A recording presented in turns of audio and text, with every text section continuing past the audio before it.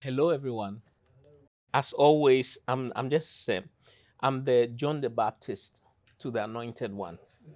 So that's all I'm doing. I'm John the Baptist to the Anointed One. So I'm just introducing him, and then I vamoose. Kobby Ankomah-Graham is a Ghanaian educator, and I'm introducing him for the benefit of those who manage somehow to miss out on the two earlier, quite brilliant lectures. He's a DJ, an educator, a cultural writer, and also a doctoral candidate at the University of Ghana. He's won numerous recognitions, including a Miles Morland African Writer Scholarship. He's written for The Guardian, Aperture, the Africa Report, and he has been featured on the BBC and other venues. He's also been a journalist. He was a journalist at one of the most important FM stations in Accra. He was the darling boy of many people, but he decided to, being a restless spirit, he decided to big things up. Kobe currently balances lecturing and DJing. He also happens to be a professional DJ. He's been DJing for the past 30 years, and you'll see we'll be the beneficiaries of his DJ's knowledge today. And so, in addition to being a DJ, he also he's been doing deep research into alternative musicians, Alté, in Accra, and to sort of, as it were, promote them or project them into the wider for wider audience, because most people don't actually know. We are going to be to know what alter. I must admit that even I don't know what alter means, but it's all good. It's all good. He has degrees from. He has an LLB in law and an MA in international studies and diplomacy from the University of London School of Oriental and African Studies. So join me, ladies and gentlemen, in welcoming Mr. Kobby Graham.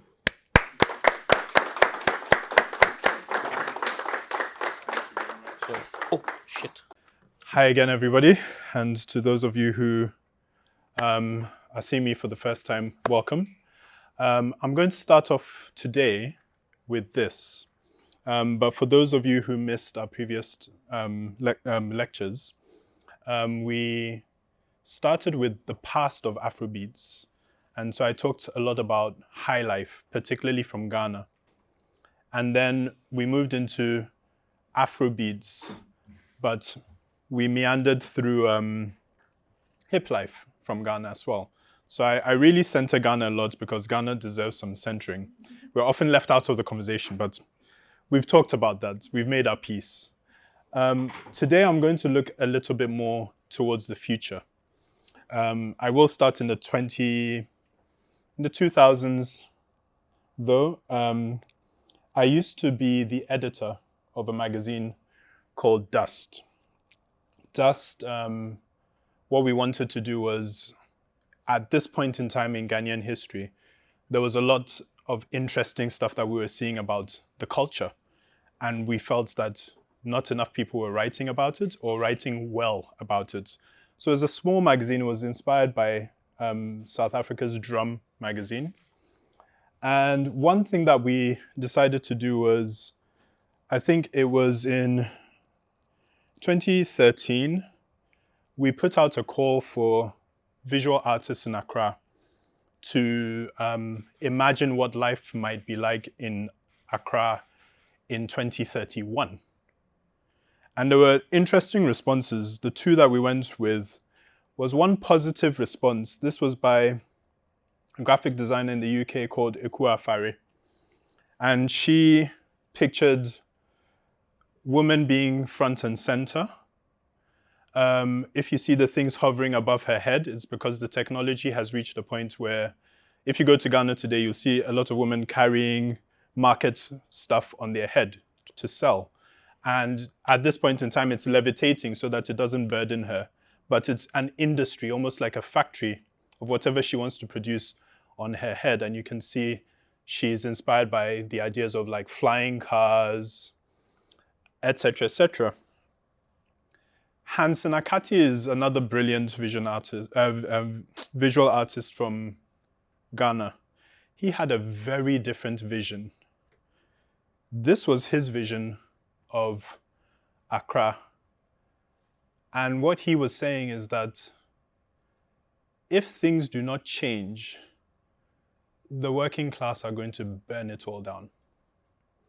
This was his vision of Accra. And I think it's good context for some of the conversations that we're having about music. 6 years later, 2019, the year of return, Ghana starts attracting people back home, particularly African Americans. Like, come home, you can actually even acquire citizenship. And so people start coming home. They come home with various ideas in mind. One idea that is spoken about is the Wakandaization of Africa. So this idea that not only can we come home, but we can come home and tap into this legacy of, let's say, kings and queens. You see, we come back as royalty, we come back to make things better. It always seems to revolve around royalty. You can even see it in Beyonce's film, Black is King, you know? I think the thing that I want to say here is generally that I've constantly spoken about the relationship between Ghana and its diaspora. So you have a lot of to and from, and you can see it in the music. And another thing to keep in mind is the fact that America's cultural footprint, especially the African American footprint, is very large within the diaspora. So when Ghana thinks of its diaspora, it often thinks primarily of America, more so than the Caribbean, perhaps even more so than the UK. So to start with today, I want to go into the origins of how the Brits stole the diaspora crown from Black America. Okay? America had it, but increasingly, America is losing it. But it starts in America, trap music. Because remember, the formula that we are talking about at any point in time is, so this is the way that high life has always evolved. So it evolved all the way into hip life, hip hop and high life. So whatever is big in the diaspora, the biggest form of music in the Black diaspora, we will always meet it with our own version. And so in Ghana, the youth are listening to trap music from artists like Future. And it's a lot of hi-hats, deep bass, and this trap sound, there was a point in time where it came to dominate hip-hop. I would argue that even today, the influence of trap is huge. And so, of course, Ghana would meet it. So this is Papi Kojo and Joey B. And there are other artists like La Mem Gang, Kwesi Arthur. If you listen to the sound, it sounds like it's starting like reggae, but listen.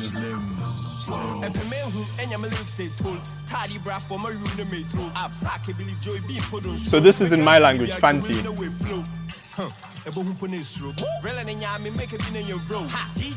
So you can hear the deep bass, you can hear the hi-hats. And this is basically our version. We don't even call it GH Trap. We just call it rap music in Ghana, right? Okay. So after trap, the sound that really comes to dominate, and what I would say is dominating hip-hop now, is drill. Drill first emerges on the south side of Chicago. It's more than just music, it's a culture. We talked about Azonto in our last lecture. The thing about Azonto wasn't just music. It was music that came with dance and attitude and swagger. I want us to watch something for a couple of minutes that will give us the gist of what drill is about. And then I'll spin it off in other directions to to talk about what America is losing and what the rest of the world is gaining. So this is a clip from PBS. PBS have a series that they run called Soundfield, which I think is really, really, really good. If you're interested in music, you should check it out. So this is Soundfield, and they're talking about drill. Originating in Chicago over a decade ago, the sound of drill music has taken over other major cities like London, New York, and Sydney. Chicago has a long history as a musical city and has produced legendary rappers like Common, Lupe Fiasco, Kanye West, Da Brat, and more. But during the 2010s, the city became known for a new style of hip-hop that was heavier and darker and sounded closer to the trap music being made in Atlanta. The word drill itself is slang and has a wide range of meanings, but is often associated with shooting, violence, and robbing. I sat down with Mark Brayboy, a music journalist from Chicago that covers drill music. How would you describe the word drill as Chicago slang? Drill, by the most part, usually carries a double meaning of, like, it's a big party, it's a big function, it's a big event, let's go to this big thing that's happening. Or a euphemism for, let's do a hit, let's do a drive-by shooting. In 2010, it became associated with music when the late rapper Pac-Man released It's a Drill. Hit me up on Facebook, see the whole drill team drilling with his face. One of Pac-Man's friends, King Louie, made his come up by handing out mixtapes at bus stops and parties. King Louie described drill as a term for anything, saying, it's a way of life. It's a verb. Drill rap wasn't born out of any specific production styles or sounds, but was an entire culture that reflected the lifestyle of the people in Chicago's South Side. What do you think are people commonly misunderstand about drill? One of the biggest ones is that it's entirely about violence. These rappers are not processing the trauma, the grief that they've experienced throughout their lives. As a Chicago rapper, No Name once said, it's real live therapy sessions. Starting in 2011, Chicago drill rappers began promoting their music with music videos on YouTube. And that's when the music caught the attention of those outside of Chicago. YouTube helped jumpstart the careers of Chicago rappers Lil Durk, G Herbo, and more as they uploaded songs that depicted the truth of gang life and the issues that plagued their environment. But there was one rapper who would serve as a spark and help introduce drill to the world. In 2011, a 16-year-old by the name of Chief Keef began uploading music videos filmed at his grandma's house while under house arrest.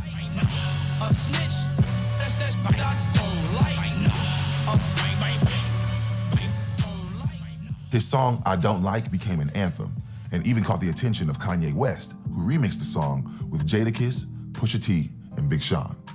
Chief Keef catapulted into popularity and would go on to drop Love Sosa, which has pulled in over 270 million views. But it was Young Chop's production that would form the influential sound of Chicago drill music. Sharing a lot of similarities with Atlanta's trap music, Young Chop combined dark piano melodies with heavy 808s, busy hi-hats, and halftime drums with the snare on the 3.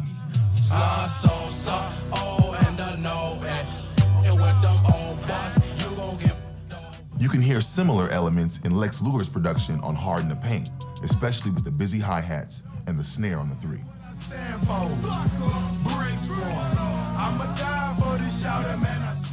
But Young Chop said drill music is darker, adding, "We brought darker keys, deeper, scarier, hit harder." Following the viral success of Chief Keef, UK rappers took notice and began creating their own music inspired by Chicago drill. Before drill, grime music was popular in the UK during the early 2000s. Grime is a style of dance music similar to hip-hop that pulls more from Jamaican dancehall and UK garage.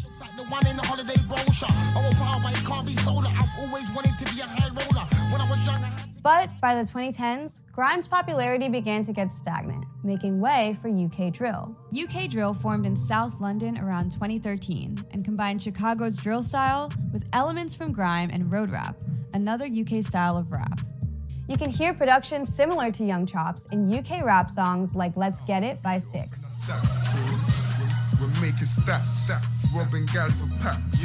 If you want to get it, we keep them straps. But many point to Kennington Where It Started from 2017 as the song that put the unique UK sound on the map.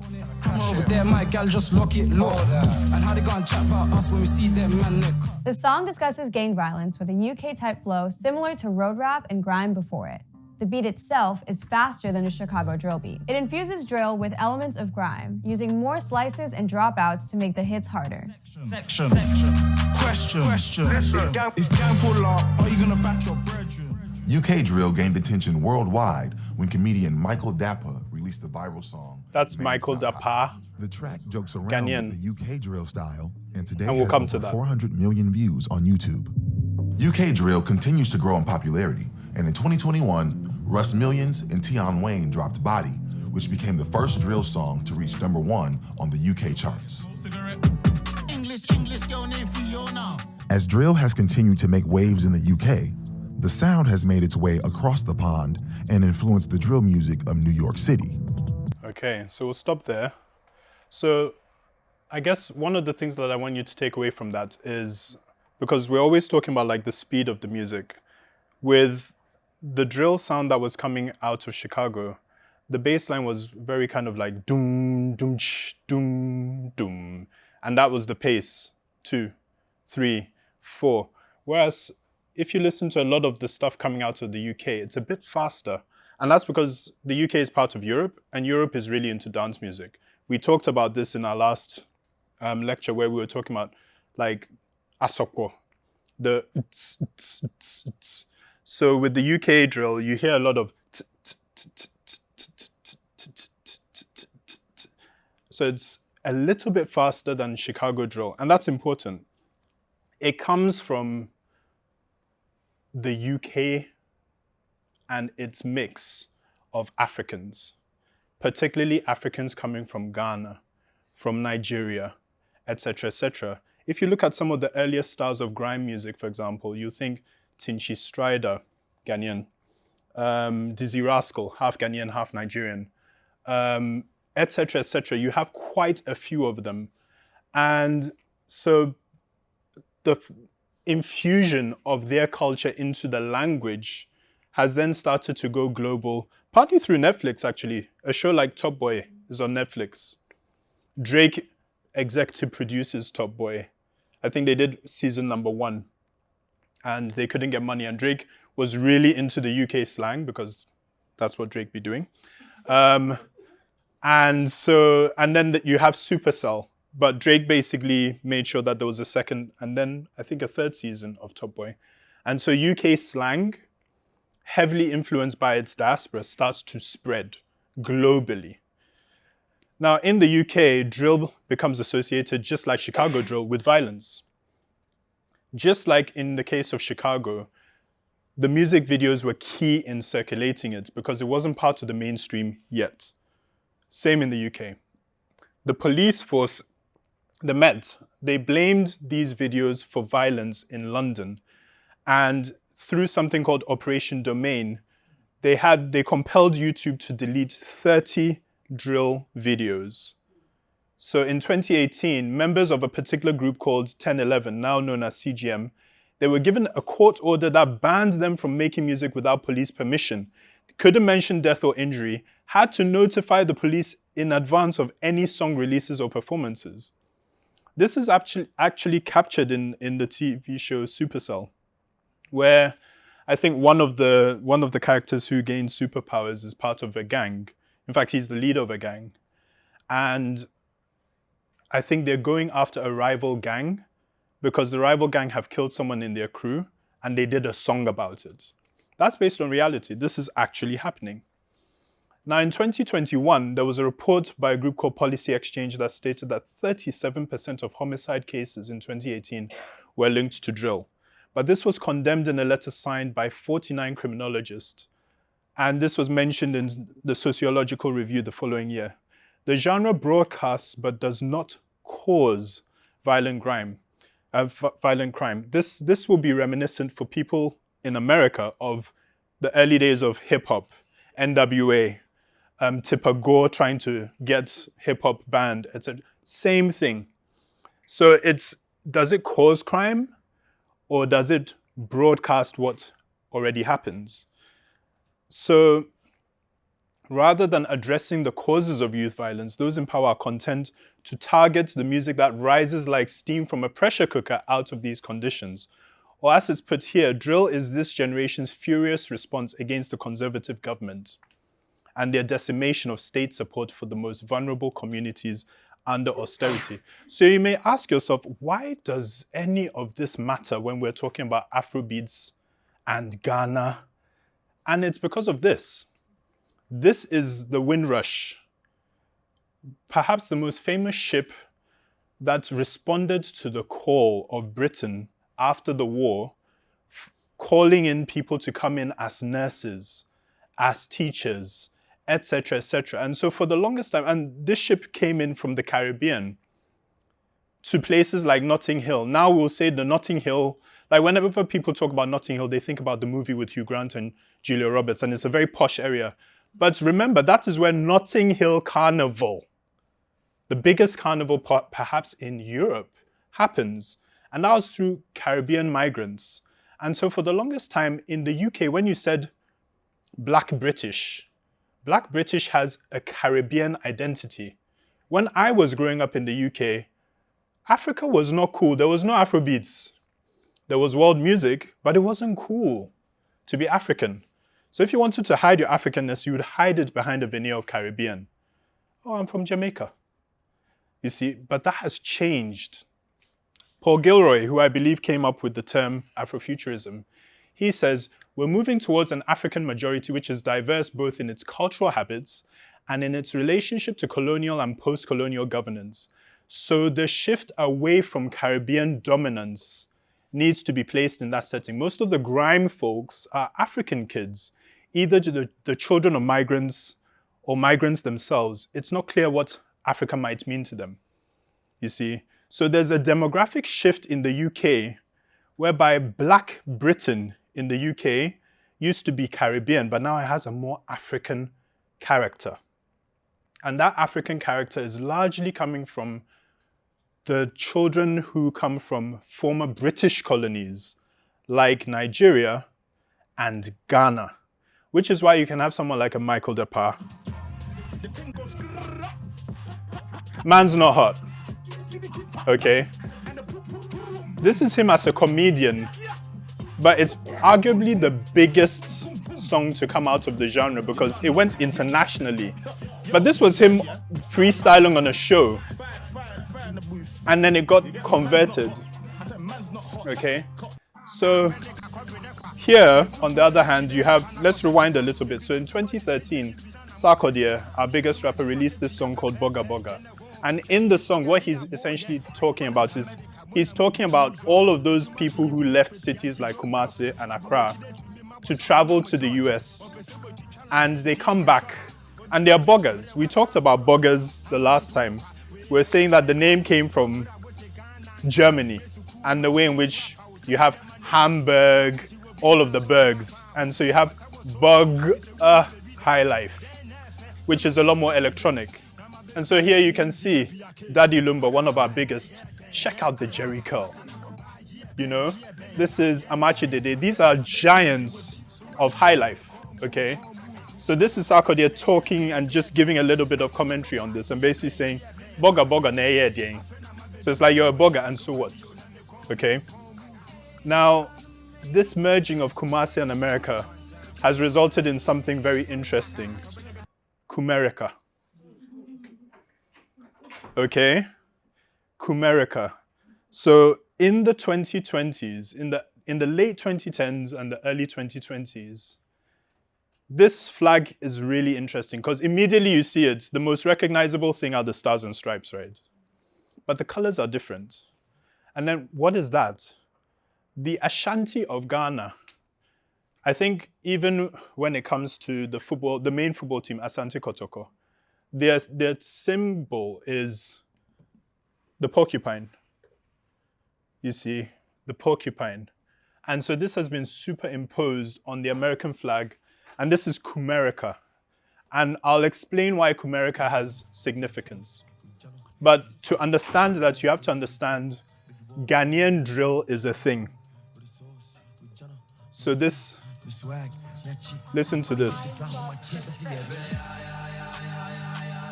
This is Ghanaian drill.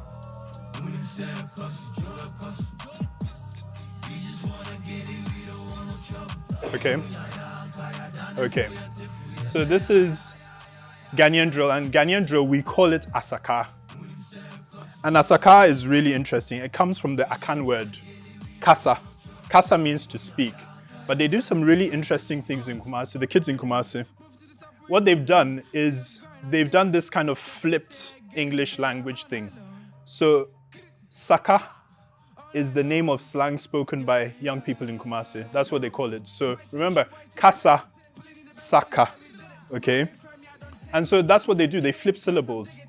Kasa becomes Saka. Brother is brother. They'll say da bro. Money, Nemo, okay? And so when you're in Kumasi, you will understand this as like slang that is spoken by youth in Kumasi.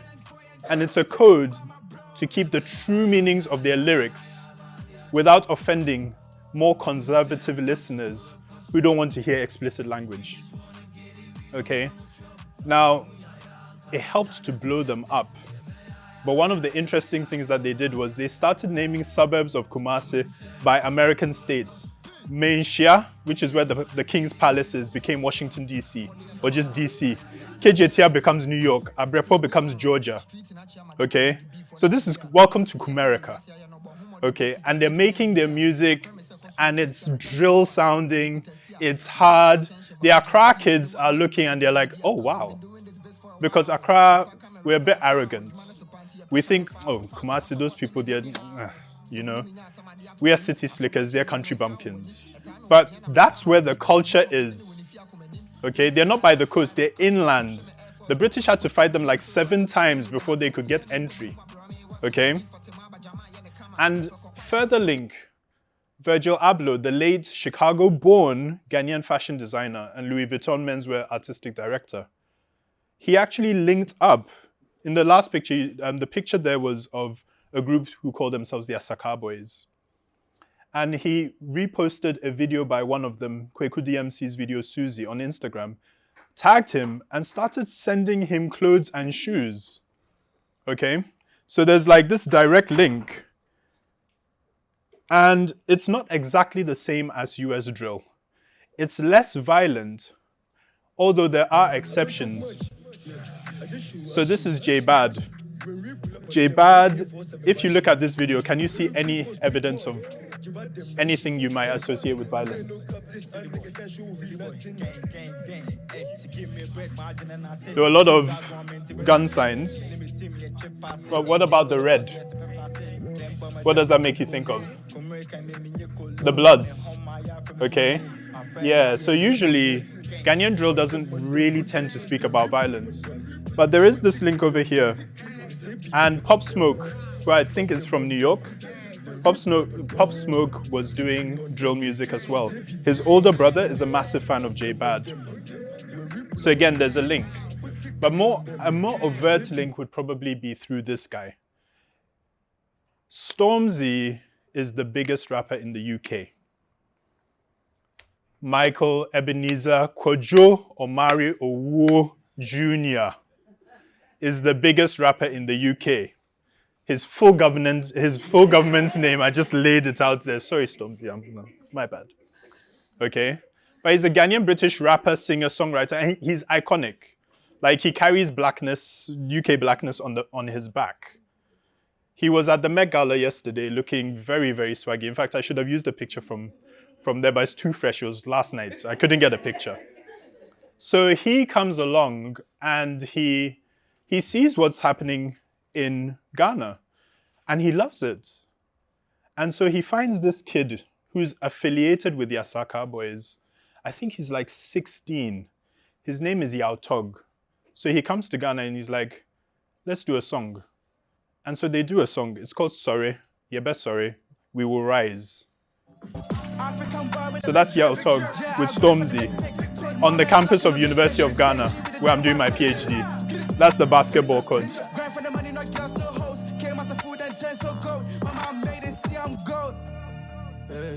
Yeah, I make your mama, yeah, I make your mama, yeah, I make your mama. So the people in the background seem random, but that's a lot of Kumasi royalty. Kumasi Asaka royalty.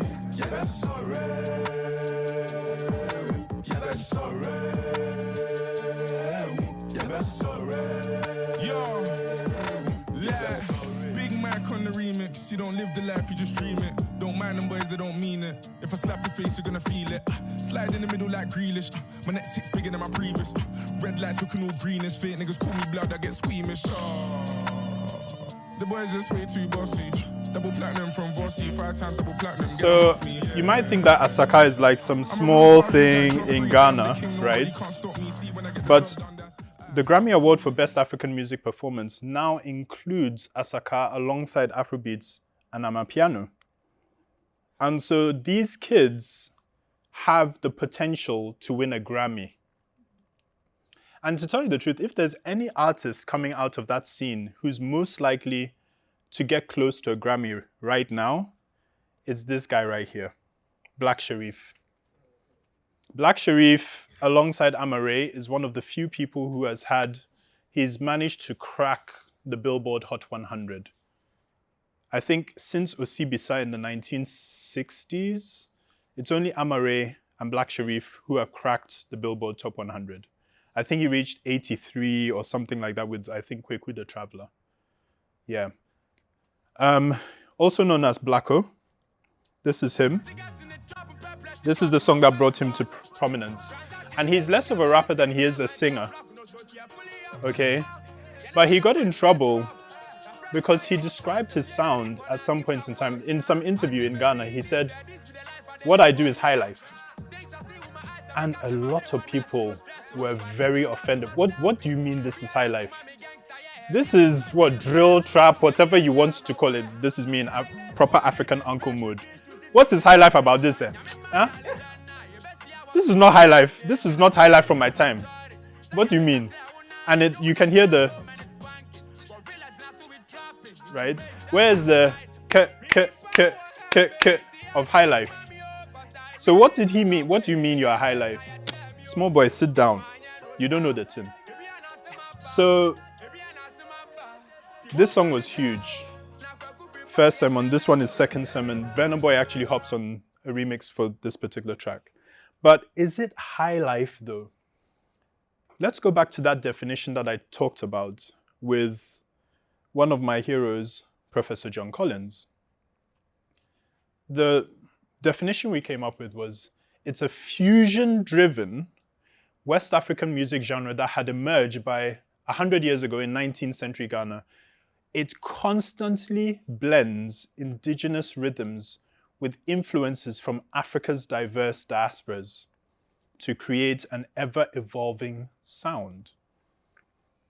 So was Blacko right? Is he high life?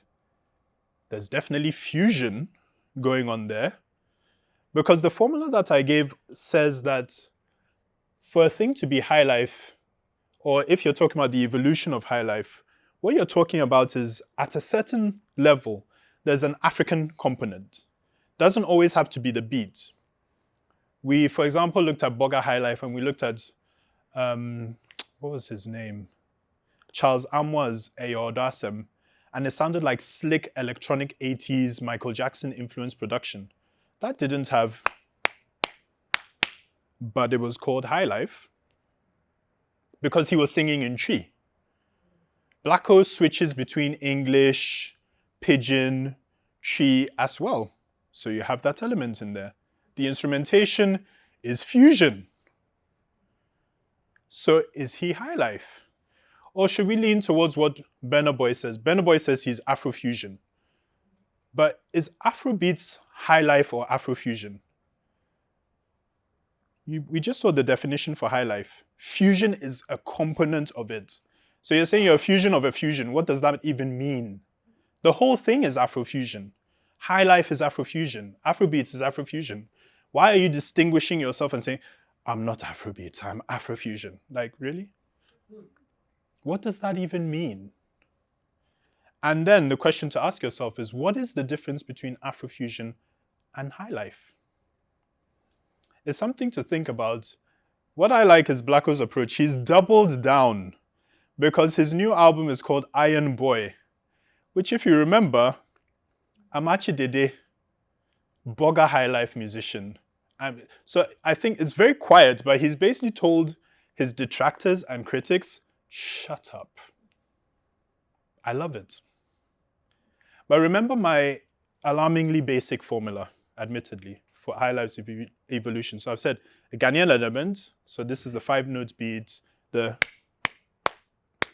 which is actually the Nigerian version. Do you guys remember what the Ghanaian version was like? So the Nigerian one is pa, pa, pa, pa, pa, 1, 2, 3, 4, 5. The Ghanaian one is 1, 2, 3, 4, 5, 1, 2, 3, 4, 5. Gum, gum, ka, ka, ka, gum, gum, ka, ka, ka. Okay? So a Ghanaian element, but it doesn't have to be that beat. We've already established that it could just be that the person is using a local language, along with the most popular music in the Black diaspora at the time. And as you've just seen, the most popular form of music in the Black diaspora, at least at the moment, appears to be drill. But the one that is carrying the most weight in Ghana is UK drill. And that's how the Brits took it from the Americans. Okay? But what about mixing high life with less popular sounds? And that's why we come to the cool kids and the queer kids. And my favorite subject, Alté. So Prof, now I get to show you what Alté actually is. So this is Budge from the group DRB Lasgidi in Nigeria, Lagos specifically. And this quote is from 2014, and it's the first known reference to the word Alté. Ladies love me because I'm an Alté guy. Alté, derived from the word alternative, clearly, emerges from the streets of Lagos. It's often subsumed under Afrobeats, but it's actually a lot more experimental. And I keep using the word alternative like this because not everybody who is Alté calls themselves Alté. Alté, if you really want to be like a purist about it, it is Lagos music or Nigerian. But I think the phrase has outgrown its Lagos origins to also become an umbrella descriptor for a wide range of constantly evolving sounds across the continent. Right now, if you go online and you look on Spotify or Apple Music for Alté playlists, you find two types of Alté playlists. You'll find Alté cruise playlists, which tend to focus on, I think that's the one that focuses more on Nigerian Alté specifically. But you'll find other Alté playlists where you find alternative musicians from throughout the continent. And I'll come to some of them. Now, remember, it might be a slightly less popular sound than Afrobeats, but there are influences coming in from the diaspora to some extent. Who can tell me who is the highest paid male musician in the world at the moment?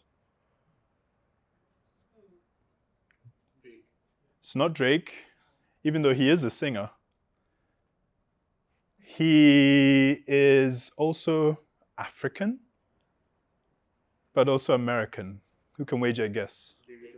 It's not Davido. The Weeknd. It's The Weeknd. It's The Weeknd. He's the highest paid male musician at the moment. Makes serious bank. And of course, he's Ethiopian, famously. Apparently, he wants to do an Ethiopian concept album soon or something. I'm here for it. Now, The Weeknd doesn't make straightforward R&B, and he has changed the face of American R&B. Remember, there was a time where, like I was saying, just before Azonto popped off, American R&B was very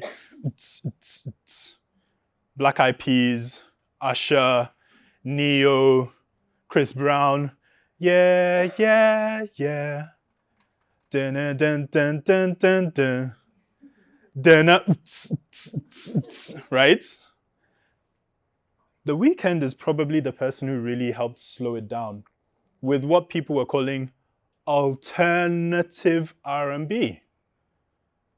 You see, not a coincidence that around the same time, maybe even before, Nigeria comes up with Alté. So this is an Alté song by this guy, Santi. But it features Amare. What's interesting to me is, again, Afrobeats, slow it down, make it sexy, right? Listen to the 5 beat. Yeah, but that just never die, you know. Yeah, good weed in my lungs, you know where I'm at. 1, 2, 3, 4, 5. Okay, so that high life DNA is in there, but it sounds a lot more lo-fi. Okay, but you can hear Caribbean influences, the patois. It's a lot more chill. So, Prof, this is Alté. Okay. You've made my day. Thank you very much. You see, so this is like very modern high life. It's wild. But it's alternative, individualistic, non-traditional modes of self-expression through music and fashion. Combines African elements with dancehall elements, reggae, hip-hop, and alternative R&B. Okay? If you go onto Apple and Spotify, this is what you'll see. Spotify, they call it the contemporary new wave of alternative, genre-bending, and creative Afrofusion music. Afrofusion keeps coming up again and again, and it will keep coming up. Apple say it's fresh light, just a little bit off-center, points away from the mainstream, so that's not quite Afrobeats, to somewhere genuinely new with a wave of, they also repeat, genre-bending artists whose sound is transforming West African music. Now, there's a cultural critic in Nigeria who I rate. He has a podcast called Afrobeats, I think, Analysis or something like that. His name is Joey Akan. He's not Ghanaian, even though his name is Akan. He makes this mistake, and one day I will call him out for it, but he makes this mistake of confusing alternative with underground because, yes, a lot of alternative artists, a lot of Alté artists are underground. They're not as popular as the mainstream, but alternative is not the same as underground. Underground is to do with popularity. You're making mainstream sounding music, but you're not popular yet. Whereas Alté is a lot more to do with creative freedom. There are alternative artists who are well known, okay? And there are underground artists who are not alternative. And so these things are not the same. They can have some overlap, but then again, definitions of what is alternative and underground are constantly shifting. I did this interview of the Ghanaian rapper, Mensa. And Mensa told me that when hip life started, it was alternative to high life. Radios wouldn't play it because of sometimes the explicit lyrics, etc., etc. So it started out as Alté and underground before moving into the mainstream and becoming the mainstream. So it's a constantly shifting thing. But to prove this point, there are alternative artists who are well known. I submit to you someone you may have heard of, Thames. Thames, strictly speaking, is not an Afrobeats artist. When you go into Lagos and you speak to people, they'll tell you, especially a couple of years ago, they'll say, oh, that one, she's Alté. She's Alté. Her sound, if you listen to it, it's not Afrobeats in the way that Davido, Wizkid, etc. are. It's always been very different. She really marches to the beat of her own drum. And there is some academic writing about her. Osiebe, writing a couple of years ago, he says, the future of Afrobeats may not lie in Afrobeats. And in many respects, Thames is a poster child of this future. Her association with Afrobeats is largely to do with her identity as a Nigerian, rather than with the music itself. She reflects the coming together of Nigerian music margins, that's important, with an amalgam of external influences. Okay? This is a group in Ghana called Super Jazz Club, who are probably the biggest Alté group coming out of Ghana at the time, like in this time. Most Ghanaians probably haven't heard of them, okay? But we'll come to that. But basically, when you're talking about Alté, musical fusion is in there. It blends Afrobeats with elements of other things, okay? Creative freedom is key. You're not looking for popularity necessarily. You're channeling the muse, okay? So explore your individuality, express yourself authentically, challenge traditional music and cultural norms. That's not Afrobeats necessarily. There are some brave artists within Afrobeats. Some of the stuff that Rema and Ashake have been doing recently goes against the grain. Like Ozeba, Ozeba, Ozeba, Ozeba, Ozeba. What does that sound like? You know? And then finally, I would also say, and you can probably see it from this video, fashion and culture. The Alté kids are known for their distinct fashion. It reflects a rebellious and individualistic spirit, right? And the thing is, this is not, again, I was saying, it's not just limited to West Africa. This is Blinky Bill in Kenya. This is him collaborating with Manifest. And that's Karun, also from Kenya. And their sound can be found on Alté lists, on Spotify, on Apple, etc., etc. Okay?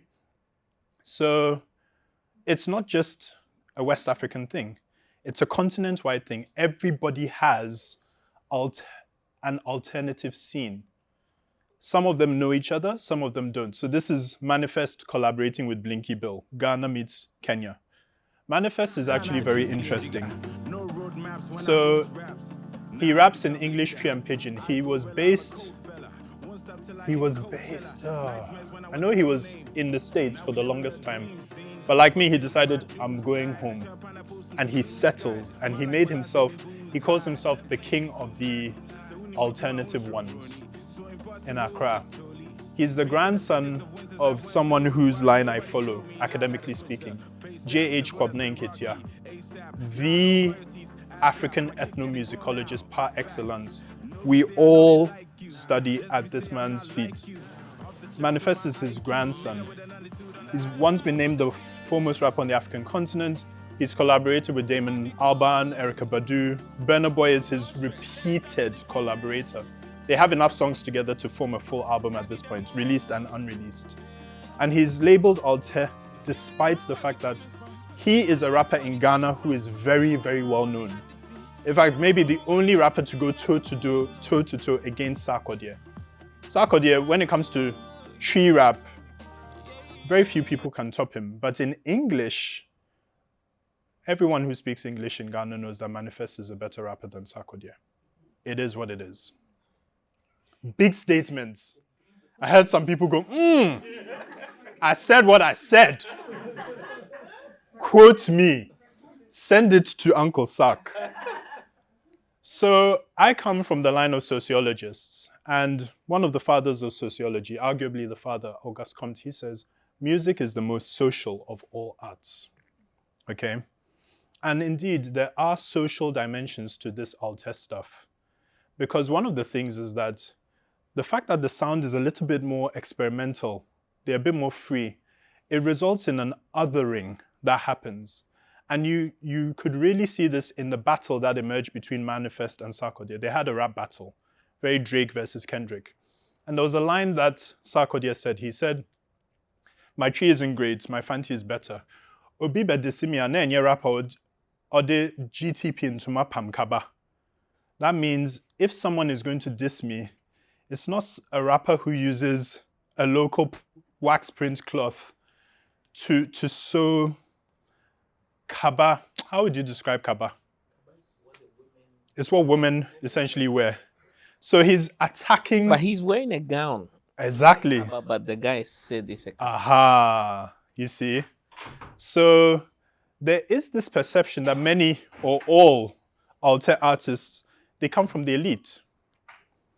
So it's just rich kids doing rich kid things. It's very frivolous. Okay? Is it true? Might be. Buju Banton actually said something. So Buju Banton, dancehall legend. He actually didn't come for Alté. He came for Afrobeats. This is what he had to say. Because there's a lot of rivalry between Afrobeats and dancehall. Sometimes they're confused by people who don't come from Africa or the Caribbean. So you go to a club and any Jamaicans in the house? Yeah. Then the Jamaicans, then he'll play 3 Afrobeat songs and the Jamaicans will be like, what? So there's a confusion. And I think part of the rivalry is because the way that we used to listen to dancehall, in my time it was raga, so shabarangs, buju banton, etc., right? Now, a lot of those people who would have been listening to those sounds are listening to Afrobeats the way they listened to it then. And the sounds get confused sometimes. And remember when I showed you in our other lecture where we were talking about Shaggy, and Shaggy thinking that Afrobeats essentially emerges out of dancehall. Because aside from there's the other beat that a lot of Afrobeats artists use, where it's that kind of dum, chitum, chitum, chitum, ch, that you hear in reggaeton, for example. You hear it in reggaeton. I think he called it the Dembao beat because it came from a Shabarangs track called Dembao. Yeah, so Buju Banton had something else to say. He was not talking about Afrobeats having higher sales than dancehall. He was like, where is the depth? How does this contribute towards Pan-Africanism? Tell me one Afrobeat song that can uplift us. Uplift us, take us from Kenya is suffering. People of the young men of Kenya are revolting. South Africa is on Sudan, South Sudan, you name it. But which one of these songs can I relate to for a peace of mind to tell me that I'm in the struggle and we are going to be better in the struggle, and even though the struggle is hard, we're going to overcome? Tell me. So he's basically saying that Afrobeats is not Afrobeat. In the same interview, he talks about Fela. Fela's music, Fela saw himself as the spiritual son of Kwame Nkrumah. His songs were about fighting corruption. They weren't about, that ass is nice. Okay? So it's something that he's thrown up there, and it's one of the reasons I actually find Alté interesting. You have a new generation of Africans. Ghana in particular. Ghana is in the 4th Republic of Ghana. That means our constitution has been torn up 3 times by coup d'etats, and now we're in our 4th iteration, and have been since 1992. Since 1992, I think we've had something like, at this point, 4 or 5 transfers of power between our top political parties. In fact, 6. No, we've had 6 back-to-back democratic elections and 4 transfers of power. I think that's the number.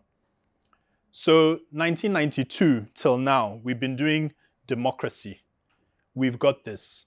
Every year, Ghanaians are very concerned that, oh my God, this election, are we going to burn? People start leaving the country. The wealthy, they're like, I'm not going to hang around and find out. Peace, holiday in the States, see ya, you know. Everybody else hangs around because they have no choice. Can't afford to japa. But the fact of the matter is, this is 1992. Someone who's good at maths, please tell me, how many years ago was that? 32. That means someone who was born the year that Ghana became a democratic republic again is now 32. All they have known is democracy. They don't know military coups. The coups of the 1970s, they don't know that. Their parents have memories of it. And we are still living with the scars of that. And so like even now when it says, go and do a demonstration, at first people will be like, we can't go and do a demonstration. The military might shoot us. But we've had several demonstrations since then. The kids now, they will get up. Charlie, we're protesting. We're protesting Galamsey. We're protesting Dumso. You know, Aluta. Okay? And the children of that time, as we say in Ghana, their matter is different. They don't think the same way as their parents. And I think that what is happening, what I see happening when I look at Alté, you might say it's just elite kids. I think what is happening there is there's some interesting things pertaining to class that are going on. And a lot of elites are generally associated with detachment from the struggles of the rest of the country. But what about the children of people who come from, let's say, middle-class backgrounds who actually care? There's a thing in Ghana there's an accusation that is thrown at you. If someone comes up to any Ghanaian in here, if someone comes up to you and says, "You're dadaba," what does that mean? You're DB. What does it mean?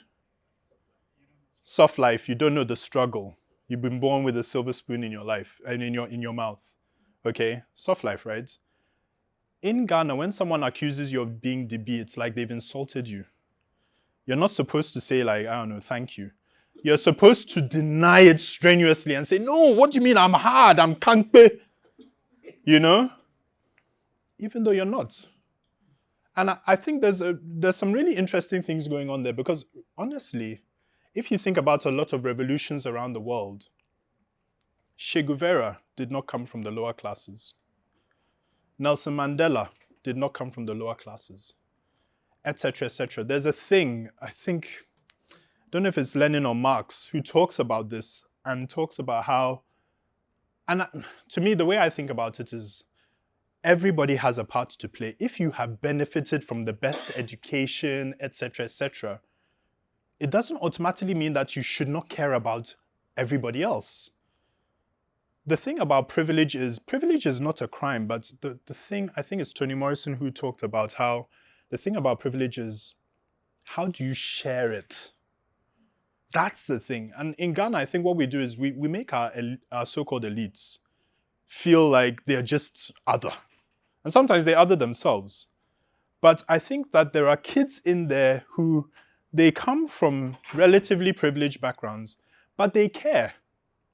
They actually care. They don't have the empathy, the apathy of, let's say, their parents. Their parents have learned that the struggles are too much. You have to distance yourself.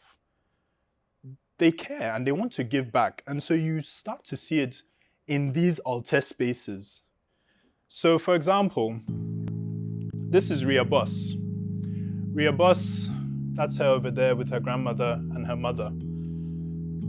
I heard the rumor that her father is a former African president, but that's a whole other thing. She's an excellent singer. She hosts every month Ria Boss Open Mic, which is one of the best talent shows that is running in Accra today. She's the co-organizer of Black Girls Glow, which every year they take, I think, about 10 young girls who want to sing or rap or produce in Ghana, and they put them through a workshop. They do a residency, and I think they've had about 5 iterations now, so that's about 50 young women who have benefited from this program. Okay? Aside from that, in 2018, near her birthday, she released 11 EPs in 11 weeks, and one of them featured on the HBO Emmy Award-winning TV show, I May Destroy You. Her music essentially touches on social themes of modern Ghanaian womanhood. Okay? She's generally a very, very awesome human being. So that's Ria Boss. And Ria Boss's open mic is generally considered one of those like safe spaces. Here, you'll find adverts for, this is also a thing that has come up in Accra quite recently, women-only events or queer-only events. We're the Girls' Day, women only. Okay? Third space, a wellness hub for LGBTQ women and GNC AFAB people, dedicated to enhancing overall well-being, mental resilience, organized by a group called Aphrodite and Friends. You find a lot more of this in the alternative scene than you find in mainstream Afrobeats, high life, Asaka, etc., etc. Because the situation for a queer person in Ghana is quite grim at the moment. It's quite grim, if I'm to be completely honest with you. 20th of May, 2021, a number of activists, in fact, they weren't even activists. These are ordinary people being trained by activists about queer issues. And they had gathered in a city in Ghana called Ho, when I think the landlord of the property got wind of what they were doing, just educating about queer activism. And the police swooped in and they were all arrested. This is the news report. The hashtag #FreeThe21 has brought international condemnation for Ghana. The 21 are LGBT activists who were detained in late May. The 16 women and 5 men have been charged with illegal assembly because they organized and attended a training event. We went to Ho in southeastern Ghana, from where DW's Africa's Isaac Kaleji sent us this report. Angel Maxine is transgender. She came out publicly more than 5 years ago. Since then, Maxine has been a woman. Maxine is one of very few LGBT people in Ghana speaking out publicly about their sexuality and gender identity. But with that bravery comes constant humiliation, abuse, and discrimination from the society around her. One time, I went to the market to go and buy stuff for myself, like foodstuffs and all that. And when I entered the market and people realized who I was, they started hooting at me, insulting me. Why are you a man and you want to be like this? Why are you disgracing us? You are the people who have brought poverty to Ghana. Somebody even said that was the reason why his salary has reduced. Where I knew him from nowhere, and it touched my heart. I'm like, why are these people condemning me? What have I done? I stood in the market and I cried. See my back, see my front. Through music, Maxine is able to express her feelings about life as an LGBT person in Ghana. And those feelings were sadness and outrage after the arrest of 21 activists at an LGBT rights workshop in Ghana's Volta region. Police accused them of unlawful assembly. After their arrest, they were detained for days without trial. A judge denied a bail application for their release. Many of them suffered physically and mentally behind bars. Their condition, I would say, is bad. It doesn't look good. There are others who are not well in terms of psychosocial. They are depressed. There are others who have ulcer. There are those who have children that they haven't been able to see their children. Some people are equally married and haven't been able to see their family and all. Human rights lawyers say the continued detention of the 21 is unlawful. Previously, it used to be the case that there were certain offenses that you could not get bail from at all. That has been scrapped due to a case that went before the Supreme Court. And so at this point, there's no such offense. However, the law still stands that under our laws, so Criminal Procedure Code, there are certain things that the court is supposed to consider in awarding bail. In this case, bail was denied as prosecutors asked for more time. Ghana is still a hostile place for LGBT people. Homophobic abuse and violence are widespread, but activists say giving up now is not an option. They want an end to all forms of hatred towards minorities in the country. Little by little, I feel like certain groups, minority groups in Ghana, are going to be harassed, intimidated, arrested, extorted from somehow. So it's not far at all. Some of these people in here today, the 21 people being held illegally, are your neighbors. Some of them came from Accra. Some of them are the school teachers. Some of them are your doctors. Some of them, they work efficiently in different aspects of society. Despite the threats, Maxine is still pushing for acceptance with hopes for a future where just walking on the street won't come with fear of getting arrested and detained. Okay. Ghana is in a really interesting space at the moment. And I think my point with these lectures is that the music always speaks to deeper things that are going on. And so you can tell the history of our country and you can tell the present of our country through the music as well.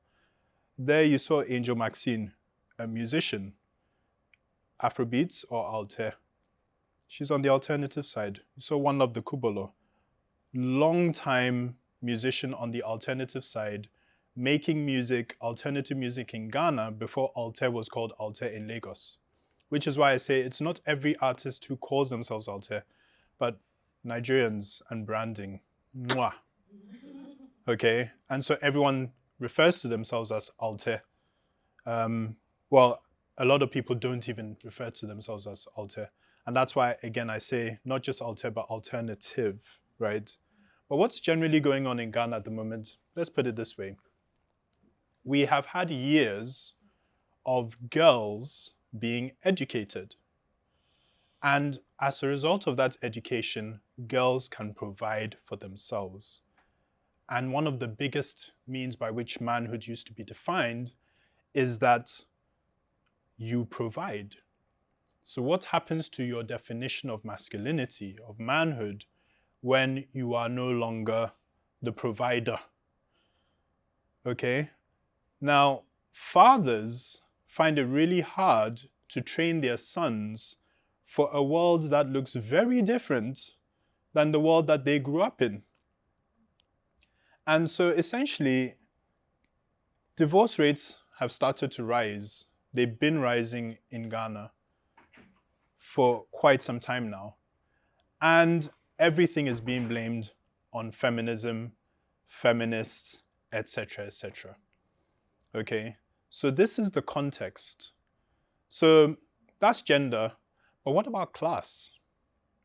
Okay, here you have Amare. This is the highest placed song on the Billboard 100 since the CBSA. Listen. 1, 2, 3, 4, 5. Still in the DNA. Is it highlight? Is it Afrofusion? Okay. So Amare, she's Ghanaian and she's American. She's popular in both Accra and the Lagos alternative scenes. She says she makes music for bad bitches. So these are rebellious young women who revel in non-conformity, be they straight, queer, gender non-conforming, whatever. In November 2021, she released this song to international acclaim and success. It became the most searched for song in the world on Shazam. It went #1 on TikTok. It topped Spotify, reached 29 in the UK singles chart, 80 on the US Billboard Hot 100. But she was massively criticized online in Ghana because this is Amare. She operates in the alternative space. She's not Sarkodie. She's doing better than Sarkodie internationally, by far. Kojo Q came out and he summarized a lot of the criticisms against her. She's not Ghanaian. We have better acts that we can push. She doesn't claim Ghana. Let's focus on ourselves. She has money because she does. She's the daughter of an industry titan and she went to a school called GIS. Anyone in Ghana who knows GIS knows that unless you're on scholarship, you do not go to GIS. And it's not a university, it's a secondary, maybe a primary school as well. She hasn't been part of our ecosystem. But he says the bulk of her collaborators have been Ghanaians. This was up until a point. These tweets are not from now. These tweets are from about 10 years ago. She was on a Stonebwoy album. She's worked with Mensa, with Ground Up, with Kiara. Bare Ghanaian producers. Her management Ghanaian, no longer. They used to be. She's been nominated for the 3 music awards.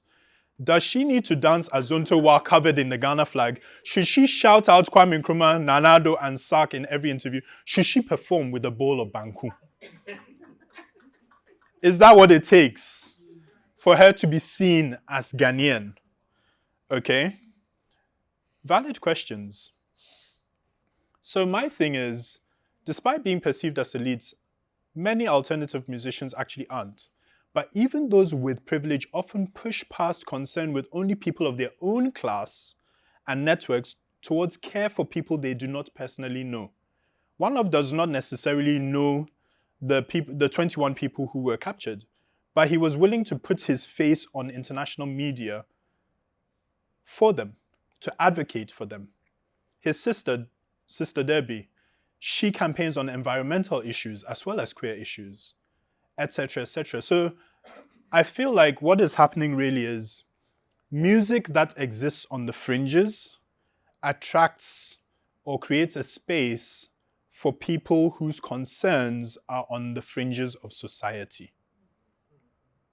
It's easier for them to talk about their things there than it is for them to talk in the center in Afrobeats. No one is jamming to an Afrobeat song about walking into a gay club. It's not happening, okay?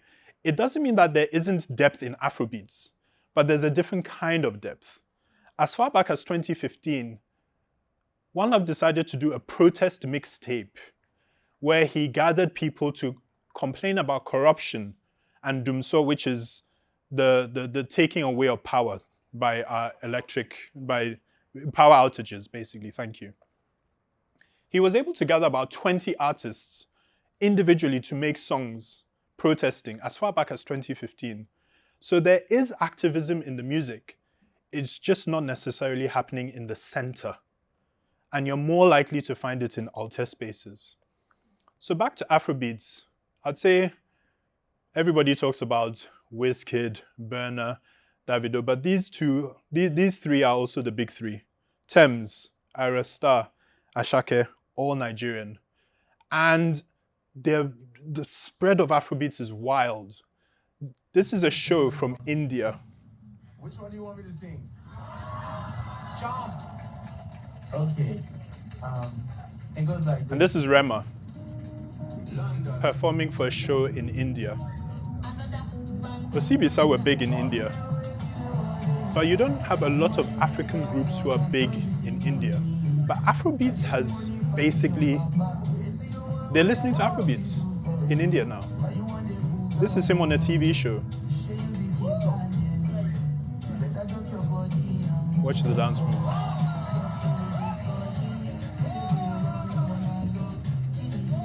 Very proud. Okay? So this seems like appreciation for Afrobeats. And the music is doing that cultural diplomacy, right? Soft power, going out into the world. And then you also have appropriation, because eventually it was going to happen where you have Afrobeat songs being made by people who are not African, because it's a style of music. So I give you this from Korea.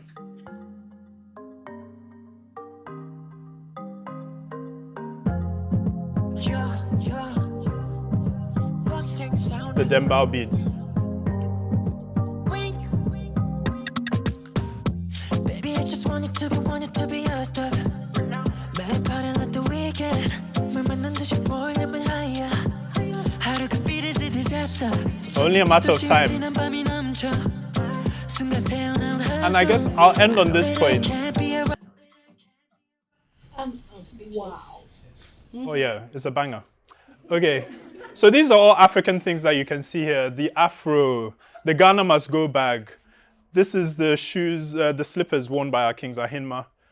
We call this Nkati cake. I think in America they call it peanut brittle. Of course, there's jollof, wax print, daishiki, bantu nuts. Yeah? All African, right? You sure about that? Louis Vuitton, Valentino, Mr. Tom. Yes, you too can have an afro even if you have straight hair. Jamie Oliver's jollof that united Nigeria and Ghana for one beautiful moment on Twitter. Supreme, daishiki, and a bantu nut on white models. Or let's look at the person who walked into the Met Gala yesterday with Mary J. Blige, Stella McCartney, daughter of the Beatle, Paul McCartney. This is something that she's selling. I would like you to...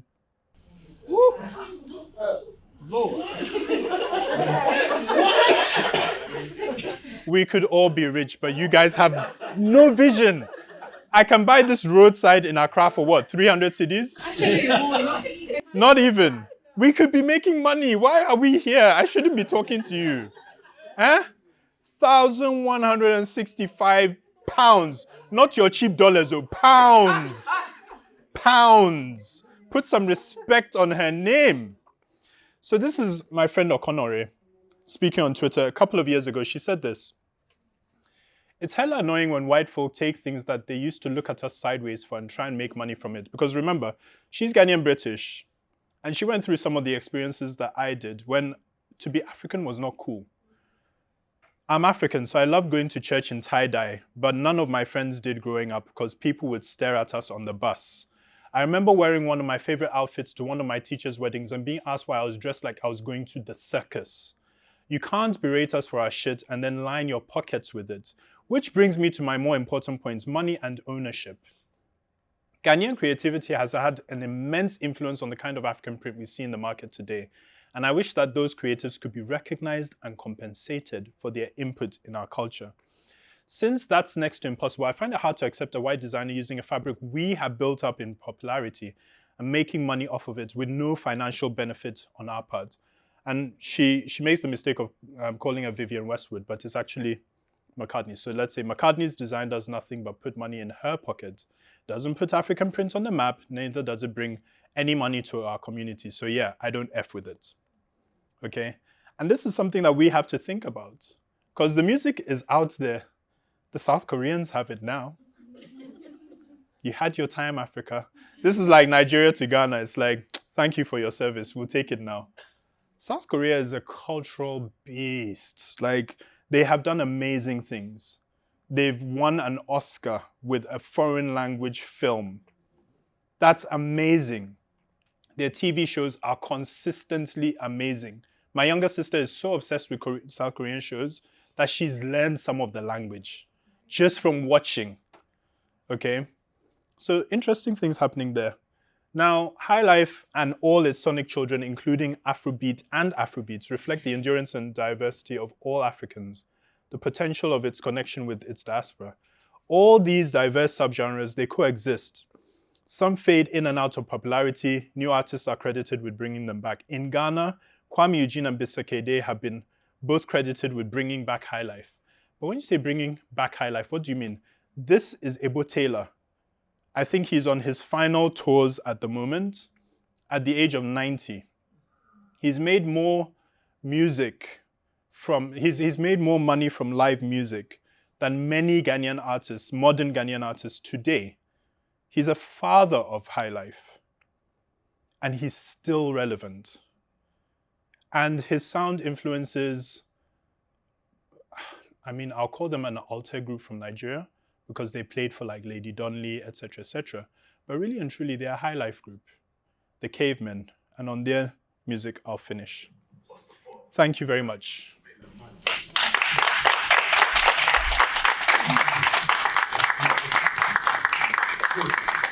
So we've gone through the past, the present, and the future. And I like this because it's the future. The future is in the past.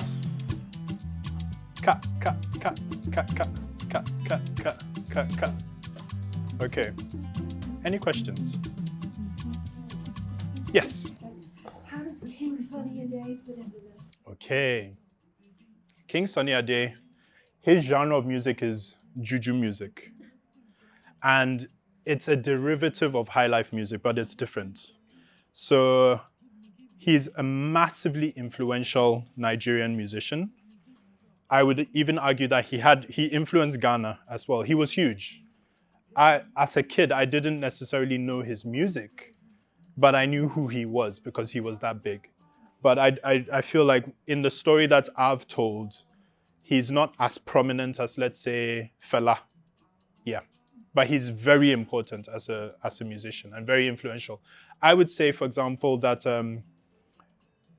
so the Afrobeats artist Ashake, the type of music that he's making with Fuji music influences are influenced, at least in part, by King Sunny Ade. So yeah.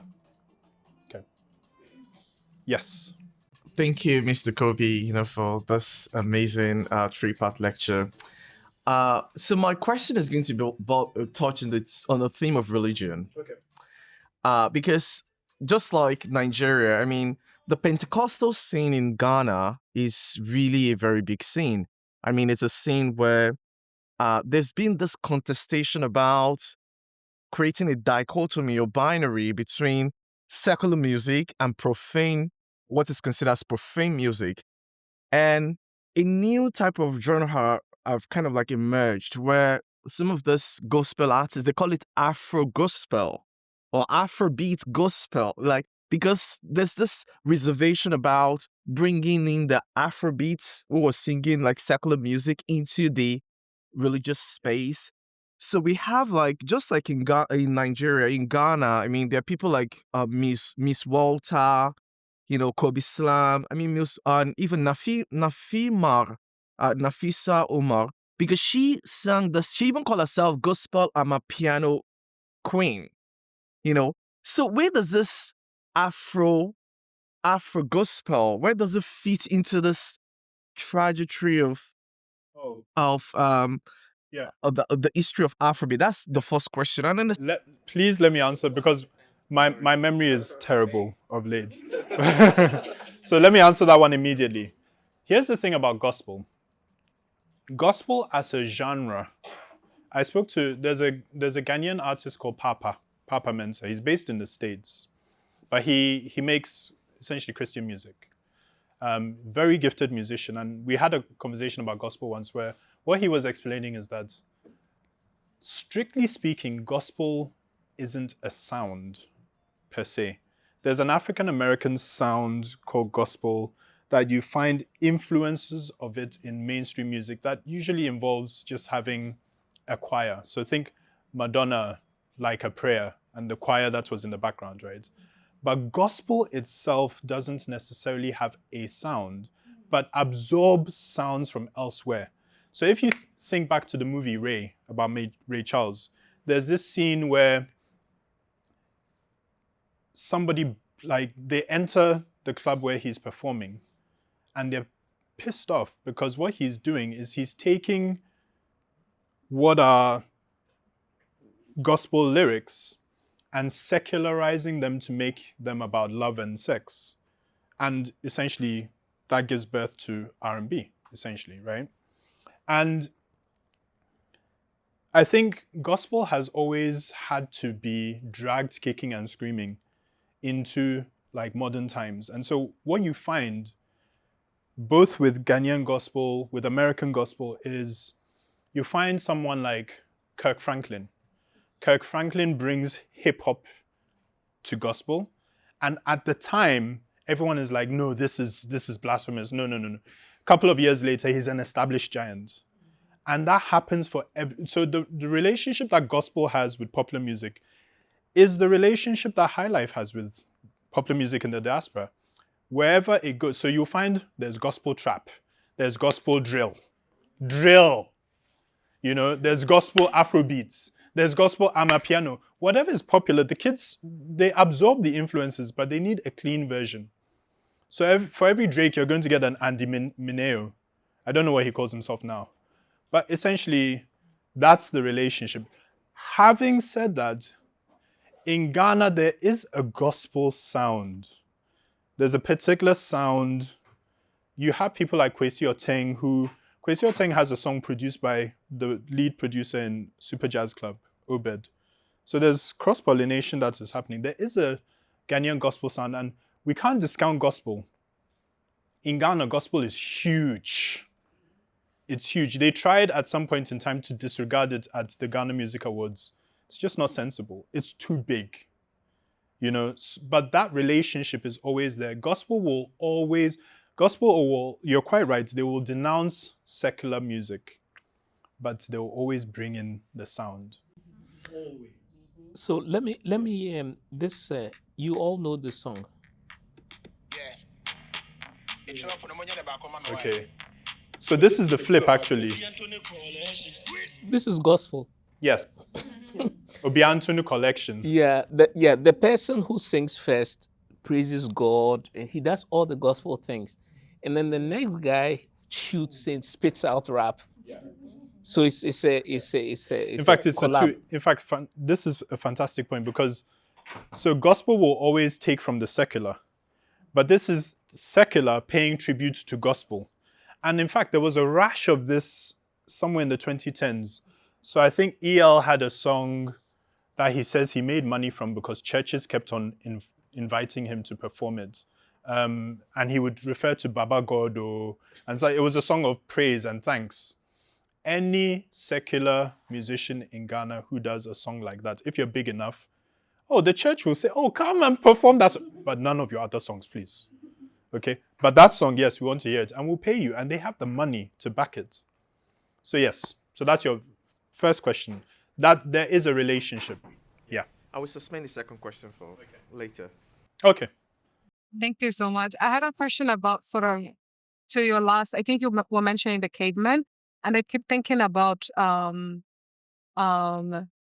what kinds of jobs or like, so the question is really about bands, right? Because if you find in like older sounds, you had people from Congolese music, it was entire bands and musicians, and so those life around it. So I was thinking about like the future or the present of live music and what that means for like as thinking about the connections between Afrobeats, Afrofusion, and all that. Yes.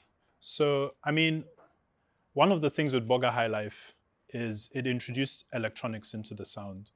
And once you introduce electronics, like to be a live band musician, you have to train for a long time, and then you have to train with others to be good. You have to play with others to have your band like really tight. I think there was a time where Paul McCartney actually said that like he went to a Fela performance and it was the tightest band he had ever heard. Like when Fela says 1, 2, boom, boom, you know, like they were tight. With electronic production, you don't need that. And it's just cheaper in general to produce the music, to tour the music, etc., etc. And so that's why a lot of people haven't gone back. Even with the Cavemen, and the Cavemen are one of my favorite acts right now. The sound that they make it sounds like High Life from then, right? And they're very big on their Nigerian High Life influences and on their Ghanaian High Life influences. They really merge the two. But you'll notice there's just 2 of them. They're brothers. One of them is on drums, one of them is on guitar, both of them are vocalists. And I feel like that's maybe the only way you're going to be able to get a band like that these days. You see, there are other bands. In Ghana, we have bands. Santrophy are magnificent High Life and Afro-funk and Afro-rock band. There are others. They are harder to tour on, let's say, Afrobeats circuits, but they do quite well on the world music circuit. Yeah. But the other thing is that just as a footnote to your question, live concerts are where all the money is made. Yes. So live concerts are the vehicle for streaming and so on and so forth. So live concerts will never stop. Yes. So there'll always be room for live concerts. Yes. And that's why people are successful as a Burna Boy. He's always touring. You know, he needs to fill the stadiums. And so you would have thought that why is he exerting himself? It's because live concerts are the real thing. The contracts themselves don't amount to much if you have a contract at all. But the other component to it also is that bands are generally more expensive. And so if, aside from like airplane tickets and all of that, let's say this festival, they are paying, let's say, I don't know, $5,000 per act, and you're Burna Boy. Burna Boy, that money goes to Burna Boy, and he can give some to his management, give some to his band, whatever. If you're a band, you're not getting 5,000 times your 16-piece band. You're getting the same 5,000, but split between 16 people now, or 3 or 2. And so each one of you get less. There's a reason why a lot of bands, especially the old bands, they would split up over money, because the split, and it may have worked in old economies, but in today's economy, and they pay you and you have to split money 3, 4, 5, 6 ways. There's a reason we don't have an Earth, Wind and Fire anymore. Did you see the size of their band? It's huge. You won't get that anymore. So actually, just to that, Sauti Sol in Kenya is 4 people. But what they have done is they have moments where they're always announcing a breakup and never breaking up. So they do all their solo gigs, and it's always like this anticipation. So I think that's how they've dealt with this situation. And in fact, if you look at Black music, particularly in America, but not exclusively, and not just Black music, one of the things that has emerged, nostalgia will always sell. When I was working at Joy FM, the director of the company, Kwesi Chum, I was complaining, why don't you play like the music that is out on the margins and stuff like that? And he said, look, our strategy is very simple. We play the music that was popular around the time that you lost your virginity. And it will cause you to part money for the adverts that we play in between the music. That's the business strategy. Okay? And it's smart. Nostalgia will always sell. Like, even the children of the Fourth Republic of Ghana who are in their early 30s now, they, like, I remember when I first moved to Ghana, old school raves used to be for people who were in their, like, 60s and 70s. In Ghana right now, R and rhythm and brunch, they're doing old school, and the old school is like Ja Rule.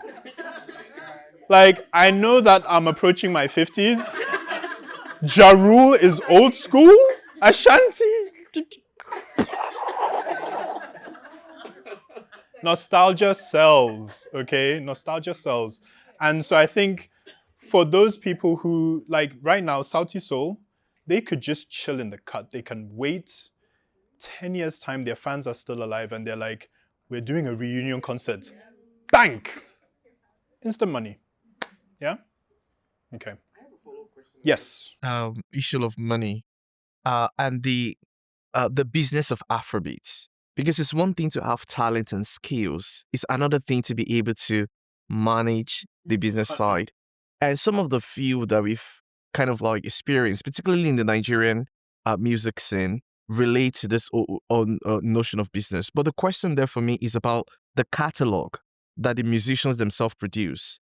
Because especially for young artists, you know, when they're trying to get to the scene, you know, they have big players in the scene, people like Don Jazzy or people like Banky W. I mean, that was what happened in his relationship with Wizkid. You know, so they tell these young artists to submit their catalog. You know, they produce like a body of work and they submit it. And then this young artists, you know, after like producing some of the music from the catalog, they decide that, no, I want to go solo or I don't want to work under you. That's what happened recently with Asake and Olamide, because Asake refused to renew his contract with Olamide. And that pissed off Olamide because Olamide felt like, look at Fireboy, he renewed his contract. Look at Lil Kesh. I mean, so he made reference. So the question is, who owns the catalog? I mean, every artist these days has to be smart. The stories that we know, and this cuts across genre at this point. If you watch like the movie about NWA, for example, part of this comes up there. The relationship between Dr. Dre, Ice Cube, Eazy-E, who was essentially the lead of the group, but he was the one who used to deal directly with Jerry Heller. So it's a story as old as day. The music industry is set up to be exploitative, generally speaking. That's just the way that it is.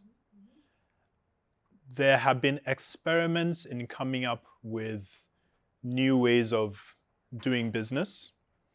The artists who benefit the most, there are the ones who are like at the top of the food chain, the Drakes, the Taylor Swifts, the Beyoncés, etc., and they'll be fine even on Spotify and stuff alone. But the smaller artists on the come up, often it's better to just be an independent artist. And I think a lot of people are finding this, and they're finding new ways of doing this. Having said that, it's a harder path, and not everybody is able to do it. So I think as far as the business goes, what I would say is a young African artist, you have no excuse. Too many people have made this mistake before. You get a contract, you need to read it. But having said that, most of these artists who are even at the top of the food chain, very few of them own their own masters. Very few of them. I remember, was it Nas or somebody who wanted to do a collaboration with Prince? And Prince, he decided he was going to school everybody. Prince said, do you own your masters? And Nas began to explain why he doesn't. Prince just walked away. I will not even deal with you unless you own your music. And he wasn't doing that to insult Nas. He was saying, go and own your masters. And it's very rare that artists think about that at the beginning. But I would say that in this time, there's so much more knowledge about that you almost don't have an excuse. But it's hard to own your masters right at the beginning of your career. That's your collateral. For somebody to invest in you, they may say, I want to share. And now we're seeing a situation where you have the likes of Scooter Braun. They own companies that own people's catalogs, and they're buying them for really huge amounts of money. So in terms of African artists who are big enough to get that kind of pie, it's the Burners of this world, the Burner Boys. But your rank and file African musician, it's a completely different kettle of fish. Okay, one last question. Yes, sir. First of all, thank you so much for speaking with all of us. So when you look at the equations between, like, say, African music, Afrobeats, piano, etc., and then genres from elsewhere in the diaspora, like, Black American music, R&B, how do you think those two influences reflect how identity in those countries, like the US, UK, France, is influenced by both Africa and that home country? Okay. I mean, I feel like I can't speak for France. I can't speak for America. I can give you my experience from kind of Ghana and the UK and see if it resonates. But as I was saying before, when I was coming up in the UK, so I was born in the UK and I was there till I was 8. Then I moved to Ghana for 7 years. Then I moved back to the UK for 7 years. And since then, I've been back in Ghana. So it's been 20 years. When I was coming up in the UK, it was not cool to be African. The time that changed, it wasn't even hip life. Hip life, it was getting there. Azonto was the thing that, for me, it was different. All of a sudden, and I think the thing that changed things was the internet. Somebody could produce a song in a studio in Ghana, and by the evening that they uploaded, their cousin can be dancing to it in London. And they might share, I don't know, maybe their cousin is some footballer who plays for, I don't know, Manchester United. And so that footballer goes and plays it for their team in the bus. And suddenly you have like 11 to 22 famous people who all know this song that was produced by your cousin in a studio in Nima. Okay? The music was traveling faster. And Azonto was also the first time that I really saw the Ghanaian diaspora were really plugged in. And so the dance moves were not just coming from Ghana, but they were also coming from the UK. If you look at a lot of early Afrobeats videos, there was a group of girls who they featured in Mr. Easy's videos, in Davido's videos, etc. And they were all Africans in the UK. So there's a lot of cross-pollination that is happening, but the key thing is that all of a sudden, it became cool to be African in the UK. So Afrobeats made Africa cool in the UK. And I feel like, I don't know whether it has the same effect here in America. I know that like America has its own biases towards certain diasporas. The Fugees would talk on their first album a lot about the disparaging of Haiti, for example. I'm sure Nigerian Americans have a reputation. I can't speak to it. I don't know. Right? But now, you have Nigerians who are entering the Billboard Top 100, topping it in the case of Thames. She's been on a track by Drake. She's been on a track by Future. Both of them have been to #1, right? Not just Africa, Nigeria specifically is becoming cool because soft power. So I feel like in the UK, Africanness is a lot cooler than it was in my time. And it's also demographics. There are more Africans now than there were. But I must admit, I can't speak for America. I don't know. You would have to tell me.